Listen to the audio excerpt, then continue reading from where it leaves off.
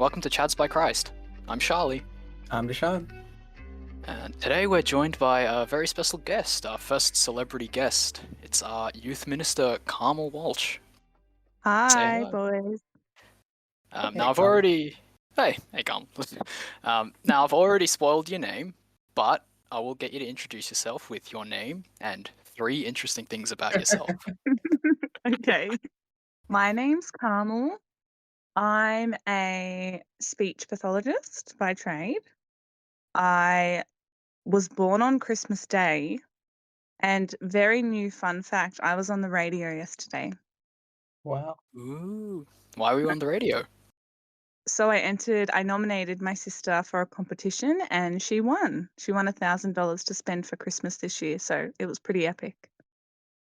Yay. That's awesome. Yeah, That's I heard you awesome, tell like yeah. the story about Jacinta and stuff like to us yesterday. That's so good. Like she's so deserving. Yeah, it was awesome. Also, Yeah. follow-up question. If you were born on Christmas Day, does that mean we can buy you one joint Christmas birthday present? Or is that a sore point? All right, I'll see you guys later. I'm going to leave. I'm leaving Desh, the chat. I think the rule is 2 small gifts that don't equal 1 big gift. Genius. No, I expect 2 big gifts. Yes. All right. No Okay. worries. 2 big gifts. Thank you. Well, anyway, 3, 2, 1. Hi, Carmel. Hi, Carmel. I think we're starting the Hi. podcast again for a second. Yeah, I know. I was like, are you doing something? Just goofs and gags. Hmm. So, we'll have you on another time to talk about the youth ministry proper. Hmm. But the main reason you're here is because I said some mean things about a certain boy with glasses, and you're here to set me straight. Isn't that Yeah, correct? basically here to say Charlie was wrong. Yes. I'm here to back Deshaun up.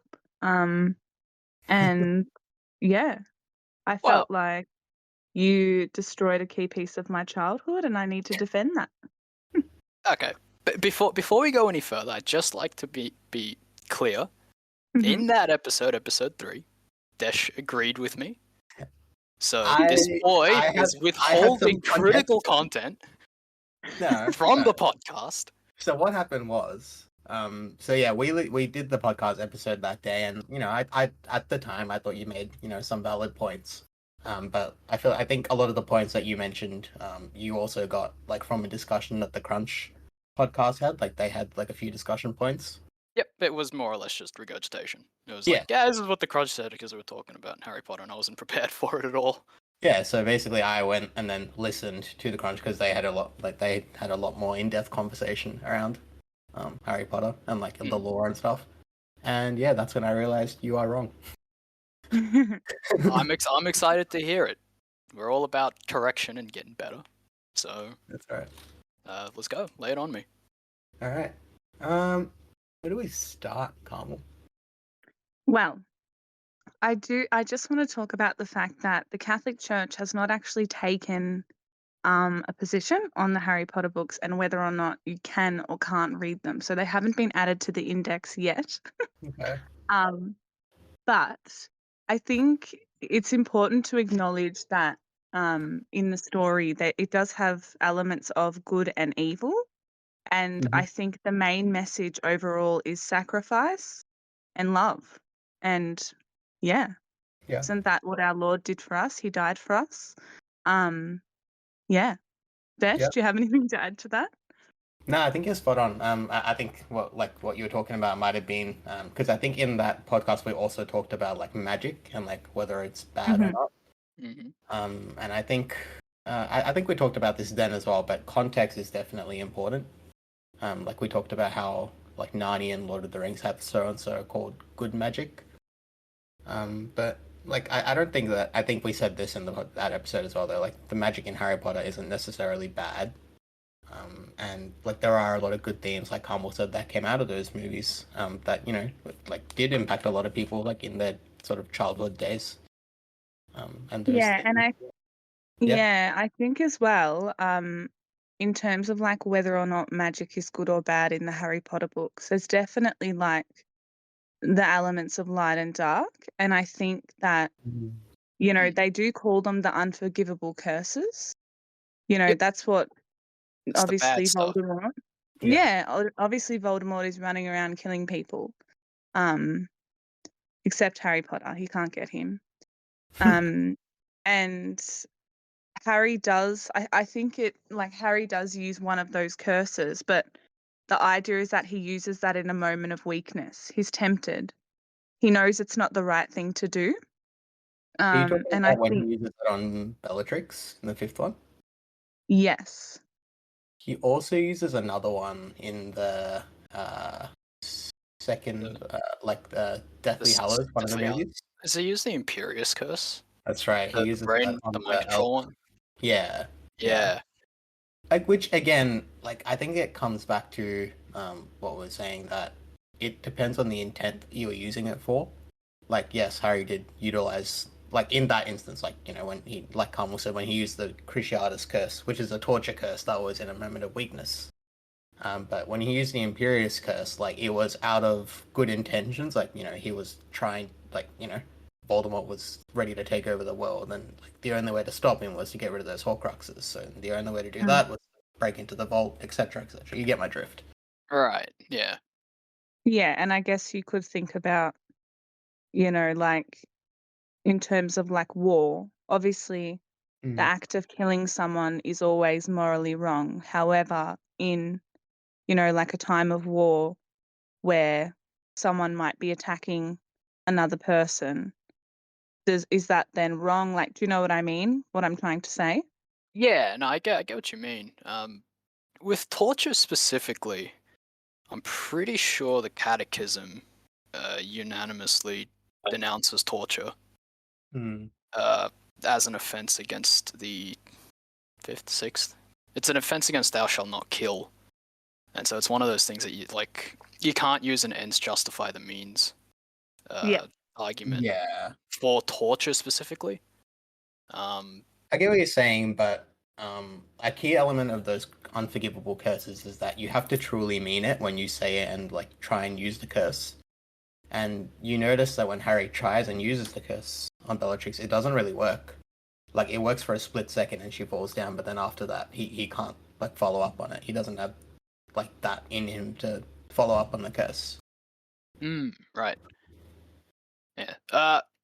Big disclaimer, it's been a long time since I've engaged with Harry Potter. And I'm running my mouth on like, oh, he's talking about Harry Potter. It's why I'm quite disappointed that that episode is one of our best performing ones, because I went the clickbait route and named it Harry Potter is a joke, because episode 4 is a better episode. Go listen to episode 4. Episode 4 was the Fear of God episode. That was a good one, but that was a good discussion. I didn't give it a clickbait title, so you hate to see it. But yeah, so I'm missing a lot of detail, so fill me in and I'm happy to change my mind. Fair enough. Well, you know how you were talking about torture? Mm-hmm. So obviously that's the Cruciatus Curse in Harry Potter. Correct, yep. And when Harry does use that against Bellatrix, it's with limited results, as Deshaun was saying, because Bellatrix actually tells him you have to really hate someone to make an unforgivable curse work. Yeah. You can't just be like, you know, you can't have righteous anger. It's not enough to make the curse work. Yeah. So, yeah. You know, what Deshaun was saying, the intention wasn't there. Yeah. He's not doing it out of hate as well. Again, it's a moment of weakness, and I guess we all struggle with temptation and sin. It kind of shows the human element to Harry. I guess he's not the perfect boy who lived. Yeah. No, you don't want perfect protagonists. I mean, Frodo straight up fails in The Lord of the Rings. That's true. Like, he gets up to Mount Doom and he puts the ring on. Like, he buckles at the last moment. Yeah. So it's not about like, you need a perfect protagonist. I guess the core of like my quibble with the guy, with Mr. Harry Potter specifically, is that Neville exists in the same book next to him. Yeah. And it's like, yeah. You compare Neville to Harry, especially in the later books. Like, the early books he gets shafted as like the goody two shoe dweeb. But the later books, he really comes into his own as like a man of virtue, and it's like, man, kind of wish I had more Neville, you know? Agree. I wish we had Noah Neville as well, but I think Harry was really undersold in the movies compared to the books. Oh yeah, the movies are. Yeah. The What do you movies reckon, lose a Carl? lot, which is unfortunate. Have you read the books and watched the movies, Carl? Yes, I have. I've read all the books and watched the movies. I feel like a lot of the characters were not portrayed correctly. Like in particular, Ginny is like so Yeah. boring in the movies. Yeah. Whereas in the book, she's like, you know, this fiery red-headed girl who has an opinion, and in the movies, it's like, Yeah. hello, Harry, and she's yeah. She's yeah, really witty she's in the kind of books. Like none of that's in yeah, the movies. Yeah, like it's been a while, but I feel like in the books it made a lot more sense for Harry to be attracted to Ginny. Yeah. Whereas in the movies, Mm. Ginny is straight up just there. It's like, okay, they are together. yeah. That's why everyone was like, Harry and Hermione should have gotten together. Like, no, if you read the books, you would know why he got Yeah. with Ginny. Yeah. Agree. Yeah, yeah. The movies miss a lot.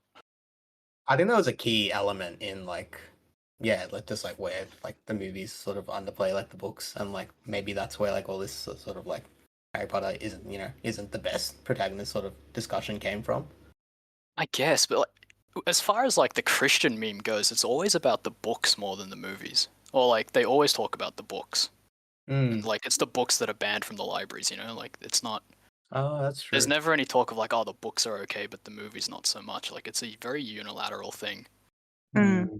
I don't know if that's just because these like reactionist Christians don't bother making that nuance, or if there is issues within the books themselves. I haven't like looked into it. Look, I think there is danger when making something that is evil look attractive.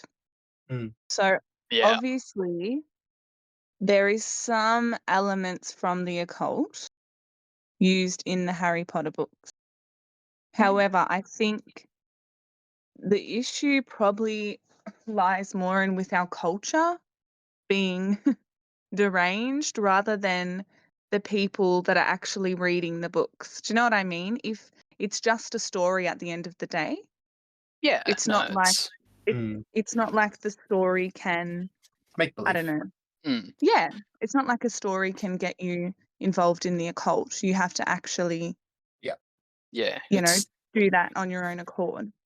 Yeah, you have to seek it out. And I mean, in that episode, I was talking about how one of my favorite pieces of media is about a sorcerer who makes a contract with the spirit. Like, it's not.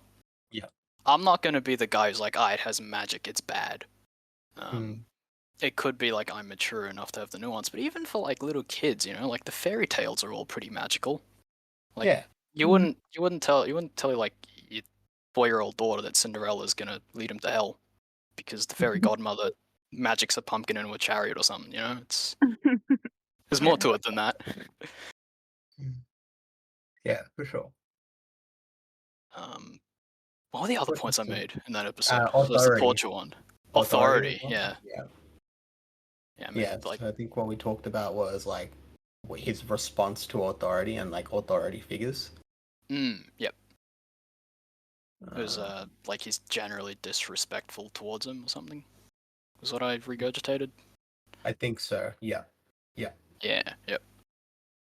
I mean, sort of. I guess like he did grow up as an orphan with pretty horrible, horrible role models of how adults should treat children. Yeah. So I guess there's trauma. Harry's got some trauma there. Yeah.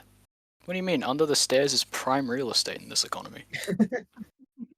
I actually read something really interesting on that, like recently actually.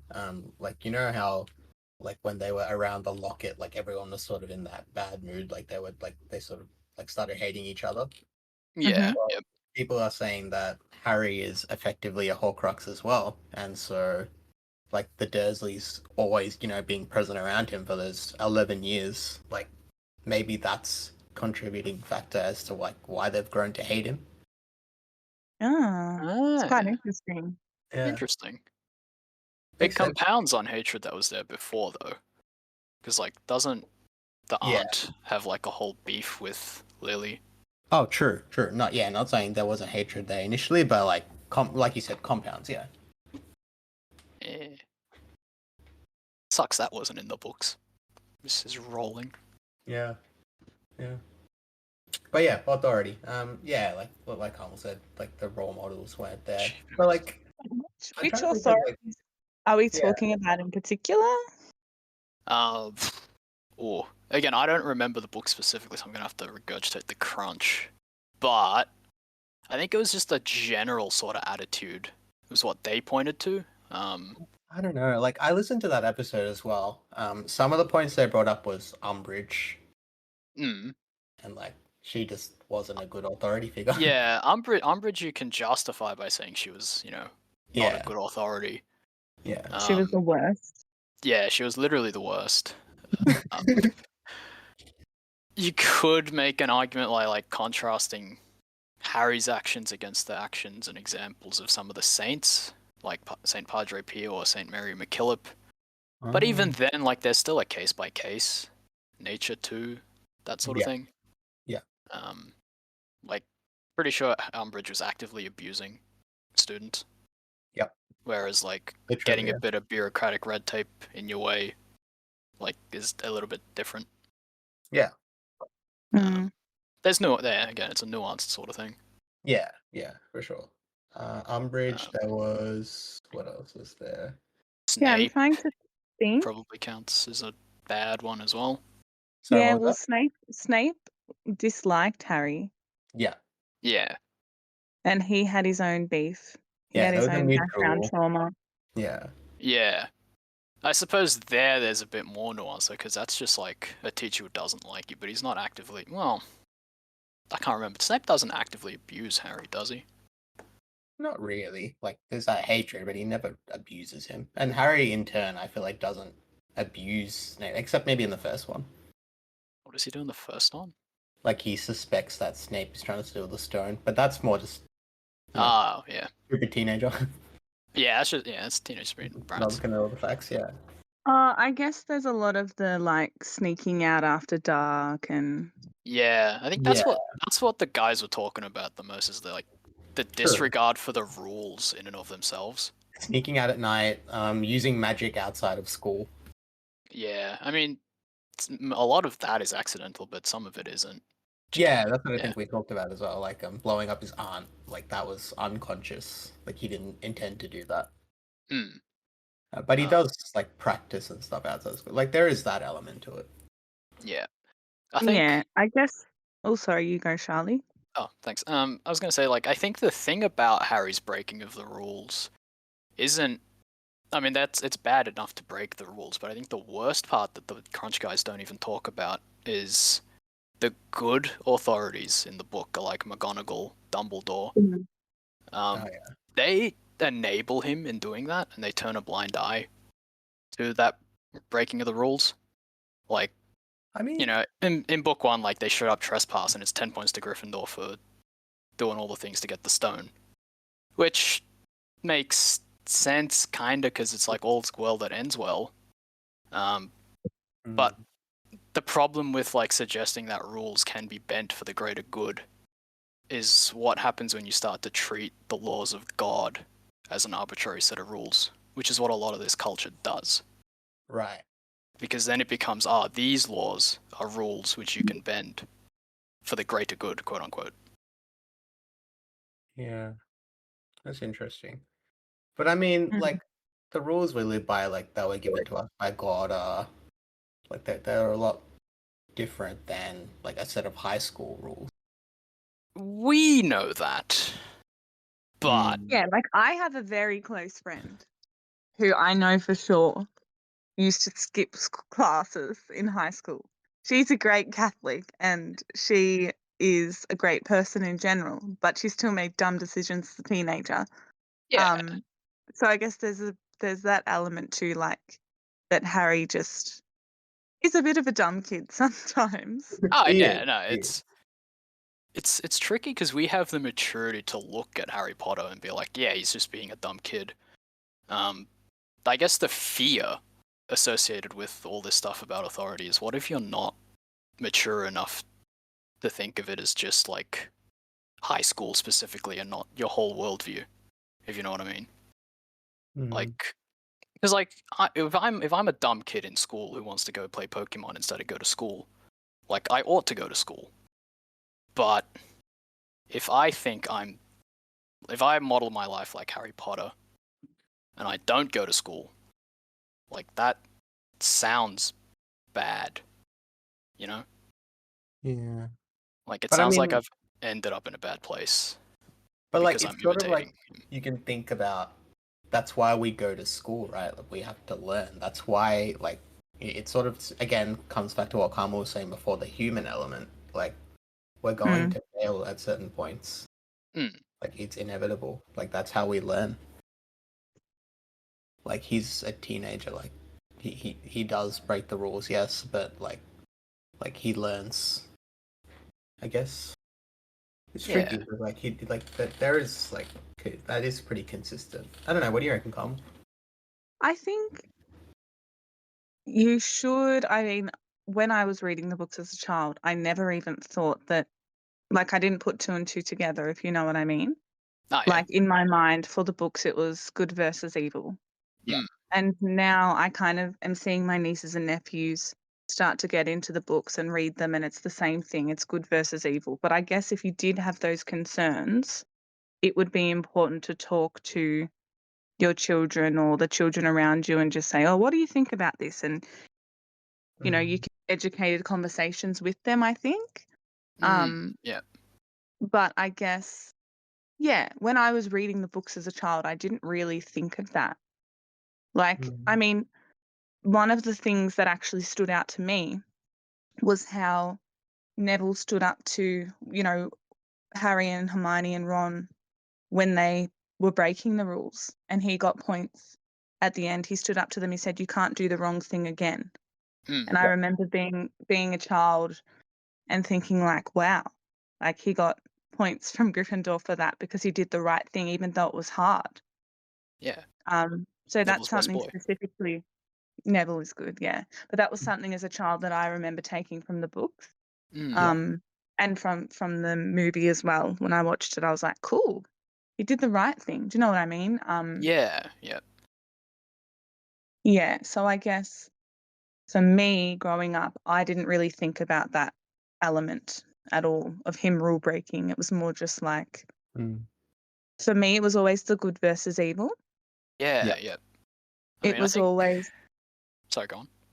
I was just saying, it was always like something that inspired me to be a good friend or to do the right thing.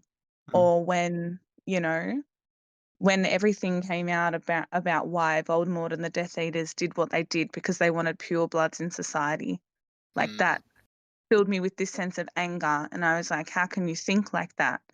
Like, this is when I was a teenager. I would equate it to people saying things like, you know, people with the disability should be aborted. Like, in my mind, that's how I read the story. But I guess I can see where it's really important to have the maturity to be able to read the books, even when you're a child. And you've probably got to have the proper formation before you read something like that. Does that Yeah. make sense? Yeah. Yeah. I Yeah. mean, I'm sure kids are more mature than we give them credit for. Oh, Like, they are. Yeah. They are. Yeah. At least I hope I was. Because again, like hearing you talk, like that's exactly how I felt reading the books. Like I didn't really think of it as a story of a guy going to school. You know, Yeah. Mm. like it wasn't really like school didn't have anything to do with it. True. Whether that's a flaw in J.K. Rowling's writing or not is a story for another time. But like the school stuff very quickly just fades into the background, and it's very much just like a magic adventure in Magic Land. Yeah, exactly Yeah, right. that's true. So like And it's sorry, go on. yeah, I think just speaking to that about kids being more mature than we give them credit for, they really are. So my niece Lucy, who's also my goddaughter, shout out to her because I love her heaps. She made her First Confession and First Communion this year. And obviously the way that they speak about confession at school is very much like, you've broken your relationship with God, you've hurt God. So, but I said to her, do you know the difference between a mortal and a venial sin? And she said, no, I've never even heard those words. And then I explained it to her, and she said, that makes so much sense. And it was just like, I just kind of watched her little face go like, oh, that actually makes a lot of sense. And then she said, but what's something grave? So then she's got my phone and she's like, I'm just looking up what grave matter means. This is, a 9-year-old. So I think when you give them that credit, kids, to think about or to see that they actually know more than we think they do, I think they can read books like Harry Potter and, yeah, it's an adventure of magic in magic land. It's good versus evil. It's about being a good friend, being loyal. And again, that theme of sacrifice is very present in the Harry Potter books. Yeah, yeah. Like the whole reason he's the chosen one isn't because of his own giftedness. It's his mum's sacrifice. Yeah. Yeah. Yeah. And that's so like amazing. And his mum just gave her life for her son. Like there's no question about it. Yeah. Yeah. Yeah. I think, yeah, like there are, like, like it's a piece of media at the end of the day. Like, it's not going to be flawless. Like, there are going to be weak points, but like I was saying, if you always come back to those themes of love and sacrifice, which is at the heart what the story of Harry Potter is all about, sort of. Yeah, you can sort of see you can sort of try and understand the reasoning, even from his viewpoint as a teenager, I guess. Yeah. Yep. I wonder if a lot of the cultural discourse about Harry Potter is because J.K. Rowling won't just let the franchise rest, Yeah. Because, like, the books were good. The movies were okay, flawed. They left a lot of stuff out because they had to. Yeah. But then, like, it kept going. And all of that stuff about love and sacrifice kind of feels like it got left behind. I haven't seen the stage play. I don't know what the stage play is about. But, like, I know the Fantastic Beasts movies don't really have that sort of idea of love and sacrifice in them very much anymore. The Cursed Child. Oh, I saw it recently. Like, Carmel, do you remember much about it? Like, in terms of Not those really. And this is the thing, it didn't really have that much of an impact on me other than the fact that I was like, whoa, that's so cool that they just did that on stage. Do you know what I mean? Exactly. Yeah. It didn't have the same impact as those. No. Yeah. No. But I do see, obviously I work in a school and I am always encouraging kids to read Harry Potter because I think it just helps them grow their vocabulary, their knowledge, their literacy skills. So when they get to a certain age, I encourage them to read the books. Or we might use the books during my speech therapy sessions. I'll actually get them to choose a section out of the book. We read the book. We talk about, the who, what, where, and when. But I think that it's still going because it continues to just inspire more generations. It's such a magical story. Yeah. And people tend to just go back to those first 7 books Yeah. as the most important things. Although I am going to Universal Studios because I really want to try butterbeer. But yes. Yeah, no, there's a reason those first 7 books have the staying power that they do. And it's probably because they do touch on those real, genuine themes of love and sacrifice. Yeah. Because as much as you may think this culture is depraved, like, people care about that stuff still. Yeah. They just look for it in the wrong places, I suppose. Yeah. And it sort of comes back to your point where J.K. Rowling just didn't sort of let that story rest where it maybe should have. Like, a lot of people kept asking questions, and when you have comments like like her whole would you call it a scandal? Like the whole transphobia Which thing? I don't know what that is, to be I don't know what honest. that is, but like things like that, like when stuff like that comes up, it sort of contributes to maybe people thinking maybe like this like set of stories isn't as great as it seems. Yeah, no doubt, like that stuff and like Dumbledore is gay, like Yeah, overshadows a lot of what we could have remembered Harry Potter for. yeah. Like to me, it Mm. feels unnecessary. It That's feels just very. It makes me think of the MCU, to be honest.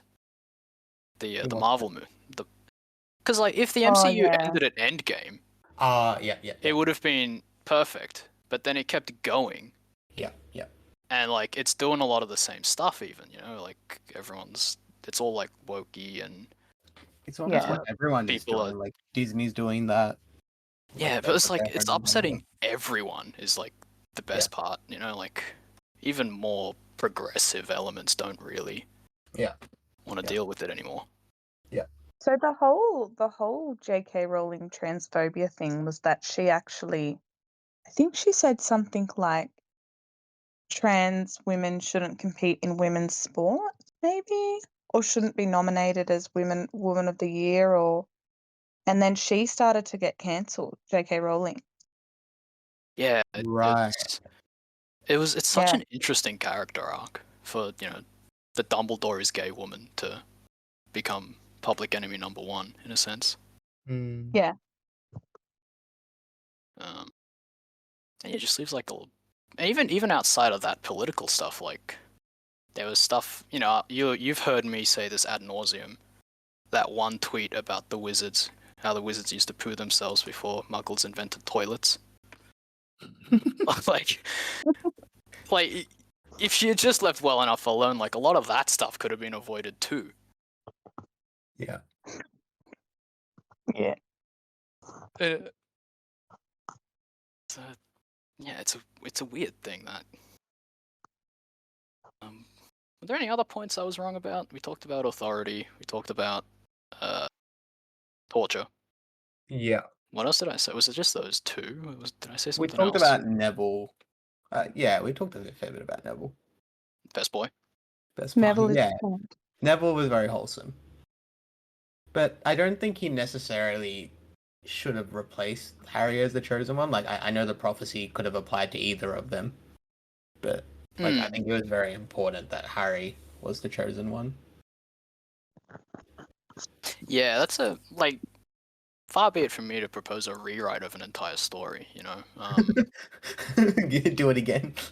It's like it's like straight up like reduce it, take it from the top, but like it's Neville instead.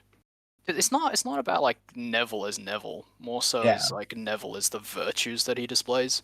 Yeah. But like could you really write a 7-book story with Neville? I don't know. I mean, the thing is, it's not like Neville is like that's why we love Neville, because he Yeah. has those virtues. Do you know what I mean? That he is an True. imperative part of the story. Yeah, like It wouldn't be Harry Potter without your Neville. Yeah, exactly. And also like Harry had the courage to break those rules, and like you sort of have to think how different would the story arc be if you hadn't if you were always being virtuous and following the rules. Well, maybe not to say well, you shouldn't always be virtuous, but more so the rules aspect. yeah.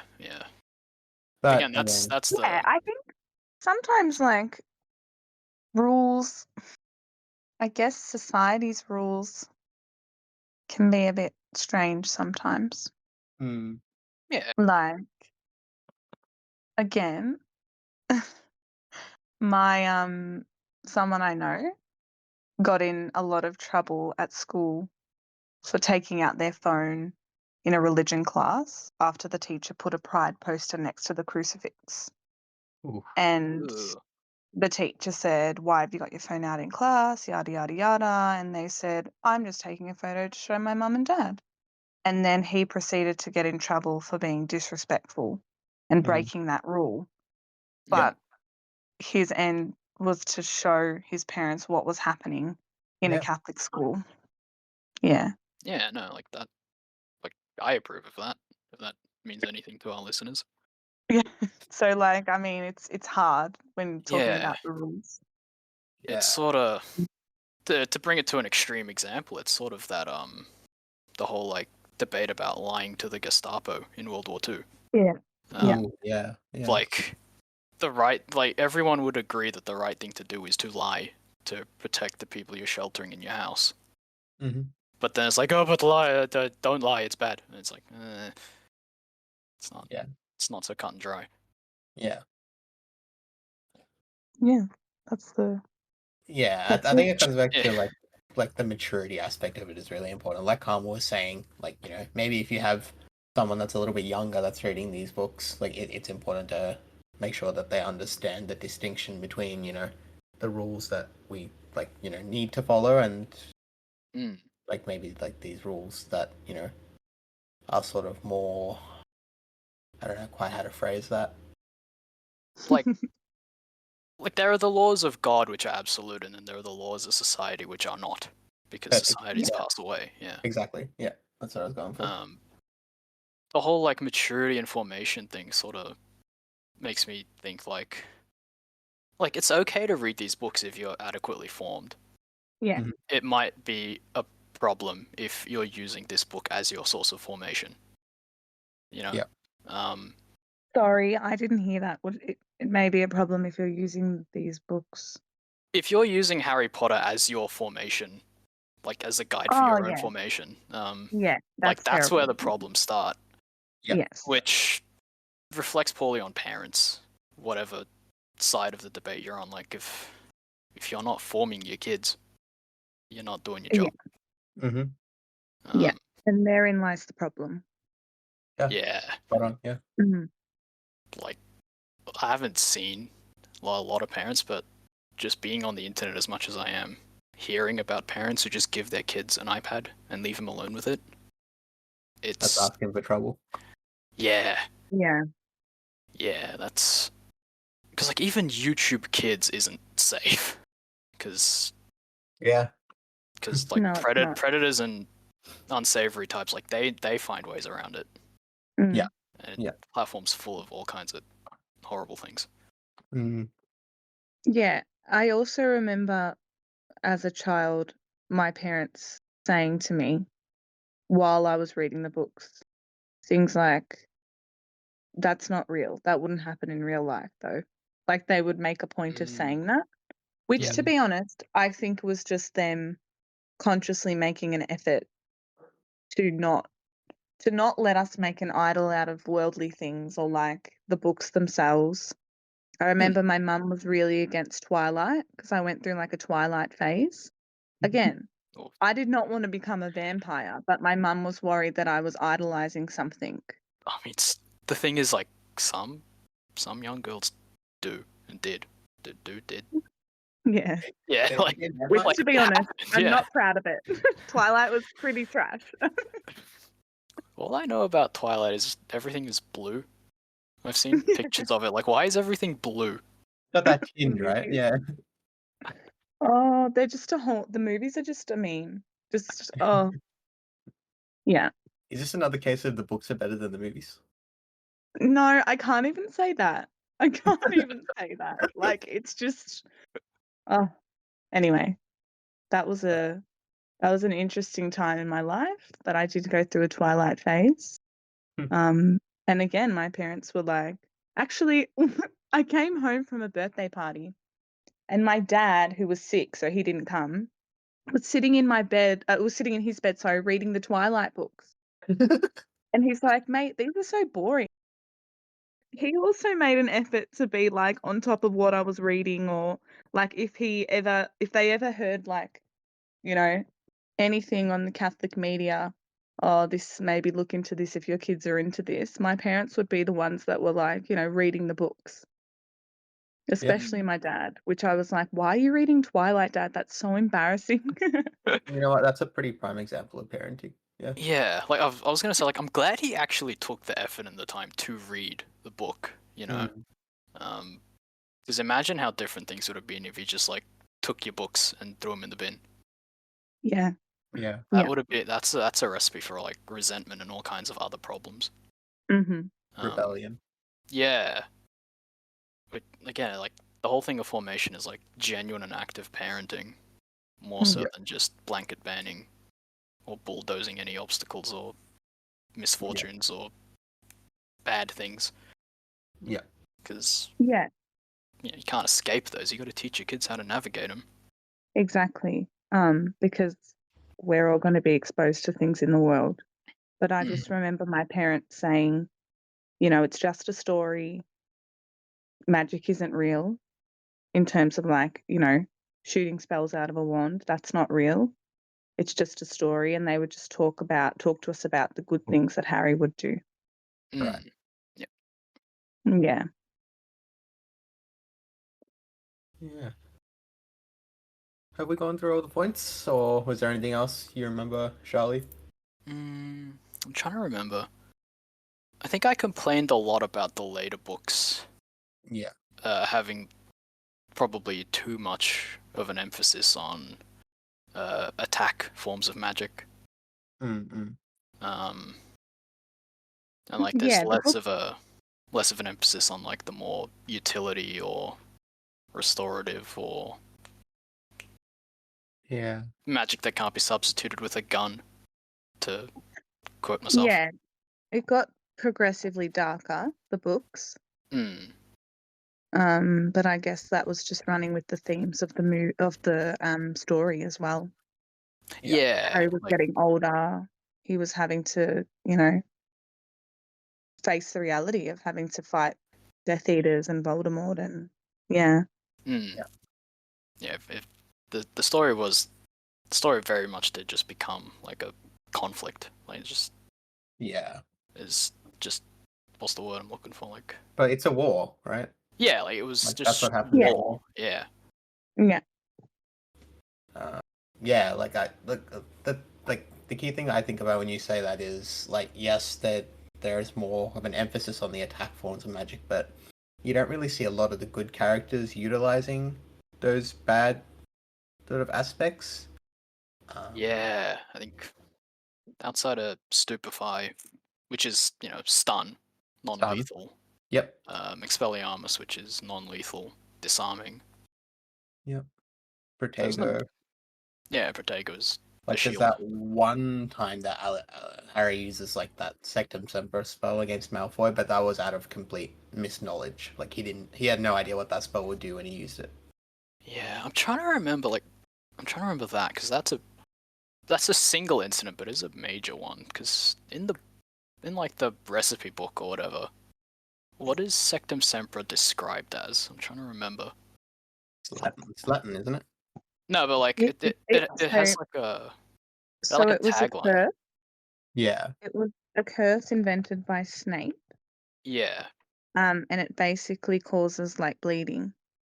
Yeah. No, I mean, like when he learns about Sectum Sempra, and he gets the idea to use it. I'm trying to remember, like what did the Half-Blood Prince's potion book or whatever like say? So I just did a quick Google. Hmm. It does state in the book that it's for enemies. Right. Yeah, Okay. that's right. Yeah. Yeah, which he created it to retaliate against the Marauders. Yeah, but again, like they don't specifically say what this spell does, I think. Yeah, it's not clear. Yeah. But it is also explicitly like it's implicitly an attack because it's for your enemies, True. That's probably like the one key time that Harry uses like malice. Yeah. Like he acts out of malice. Mm. With intent to harm. But at the same time, like he acts with intent to harm, not knowing the extent of the harm. Yeah, I mean, I guess he read it's for enemies, which Malfoy was one of his student enemies. Yeah, I guess. I'm pretty sure Harry wasn't expecting to like slice Malfoy open and get blood. He wasn't expecting to do that kind of damage. Yeah. Yeah, and I remember he did panic. Yeah. He panicked because I'm just reading here. Malfoy was about to use the Cruciatus curse on him. Yeah, so there's that dude. Duress. Yeah. Which limits culpability. if you want to get catechetical. Always. That. I think those are the main points. Yeah. Yeah. What's your stance now, Shali? Um, You were never specifically against Harry Potter. Like, you didn't necessarily say he was a bad character. no, the title was clickbait, and I'm very disappointed it worked. I'm so disappointed it worked. Why do people like this? Yeah, I was like, no, why Yeah. is this episode getting all the clicks? This is no. Like, I have better points in that episode too, about everything else that isn't Harry Potter. Quite Yeah. upset. True. Yeah, your points on like magic and stuff are like pretty good in that episode. Yeah. Yeah. Like, there's a whole other like rabbit hole about how Aragorn dabbles in necromancy of a sort in the Lord of the Rings. Yeah. Because he goes and he gets like the dead knights of the Old Kingdom or whatever. Yeah. Am I a bad Catholic if I've never gotten into Lord of the Rings? I mean, no. No. No. Not really. No, not really. No, you are not. No. It's a fine like example of fantasy work, but it's not like required Catholic reading. It's no spiritual classic. Yeah. It's again another one of those tales that's like a good display of like those maybe so-called Christian themes. It's like Narnia. Like Narnia Yeah. has Yeah, those love so-called love Christian- Narnia though. Narnia's fantastic. Yeah. Yeah. It very much is like the Christian, the Catholic counterpart to Narnia, which is a little unfair because Narnia is for kids, whereas Lord of the Rings is very much for older readers. Yeah. I guess. If you want to try and get into Lord of the Rings, but you're struggling, like you could start with The Hobbit because that's for kids and that's an easier read. Yeah, I have read The Hobbit actually. I read it with my class in grade 4. Did you like it? Yeah, I did like The Hobbit. Hey. Yeah, I did. Have you seen The Hobbit? Yes.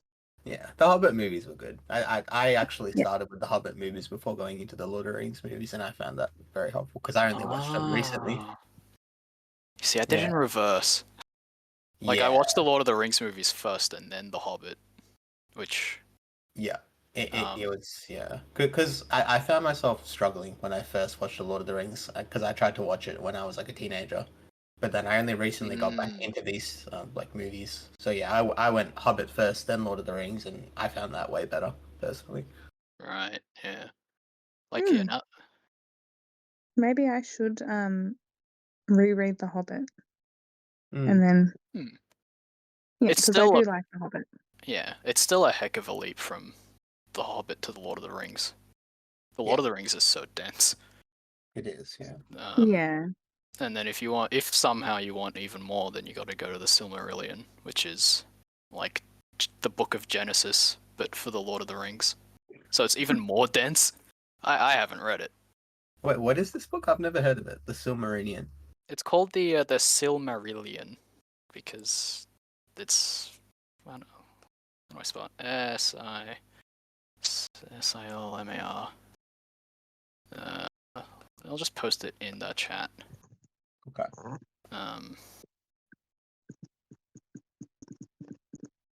There. The Silmarillion. Oh yeah.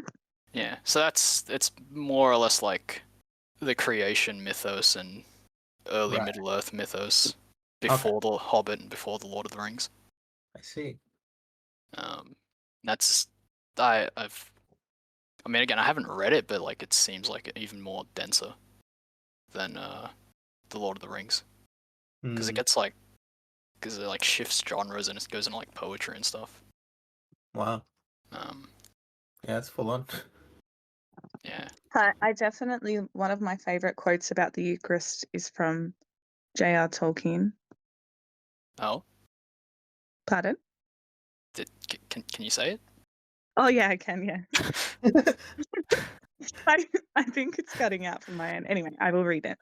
Out of the darkness of my life, so much frustrated, I put before you the one great thing to love on earth, the Blessed Sacrament. There you will find romance, glory, honor, fidelity, and the true way of all your loves on earth, and more than that, death. Wow. Whoa. Yeah. Well, that last bit though, and more than that, death. What piece of work did he say that in? I don't know. Would that have been a letter or something The to someone? philosophy of Tolkien. Okay. The right. worldview behind the Lord of the Rings. Right. Hmm. Wow. Yeah, that's a cracking quote. Yeah. That ties nicely into last episode about why you got to go to mass, so you can get all of those things. Yeah. Yep. Go to mass. Go to math. And on that note, we've been going for a little while, so I Yeah. reckon we should wrap it up. Yeah. Have you guys got any prayer intentions?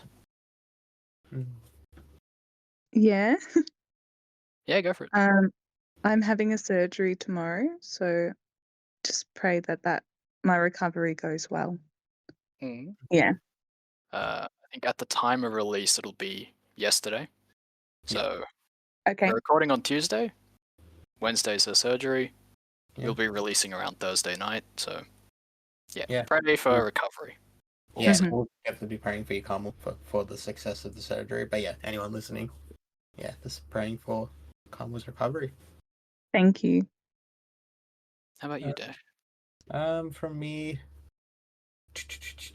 I guess like sort of on the theme of like what we discussed today, like I guess like just formation, like that we pray that, you know, every child gets that gift of formation because it's really important and it sets sort of a precedent for their whole life. So, you know, sort of we pray that they get that somehow in some way, shape, or form in their life, but hopefully through their parents. Yeah, I guess in the theme of the episode, that would be one from me. And also, like, we pray for those, like, innocent souls that are suffering in, like, the different conflicts at the moment as well. You know, I think the conflict in Palestine and Israel, and that's still all going on as well. Ukraine, so we pray for all those innocent souls. Yep. What about you, Shali? All of the above. Pray for Carmel. Pray for active parenting, good formation. Pray for peace and an end to those conflicts. And following on from the formation one, pray for those who weren't so fortunate to get that formation, that they're still able to find their way back to the light, back home, back to all the good things. Yeah, well said. Yeah. Alrighty. Well, yeah, thanks once again to Carmel for joining us. We'll have to have you back once again because, yeah, I think we definitely want you talking about your role in the youth ministry as well. You've made a huge impact at our parish. And yeah, we want our viewers to hear about your story as well. So we'll definitely have to have you back if you so choose. Hope you had fun. Thanks for having me. Yeah, no, it was fun. Yeah. Thank you for having me. A pleasure. Our pleasure. You guys are legends. Yeah. You first. You're an honorary Chad. Honorary? No, I'm a Claire. I'm a Claire. A Claire. Yes, that's right. I guess it was I said that the female equivalent of a Chad is a Claire, referring to another of Carmel's sisters, whose top song on her Spotify Wrapped was The Rosary. What a Claire. Claire moves. Chad moves. Claire moves, yeah. Yeah. Shout out to Claire. Yeah, shout out Claire. Shout out Jacinta. Congrats on that win. Yeah. The radio competition. Do you want me to go through all my siblings' names or no? Shout out all the Walshes. Shout out all the Davies. Might be here a while. All the Pownells, all the Quins. Quins. Yeah, shout out the whole clan. Yeah, I think that covers them.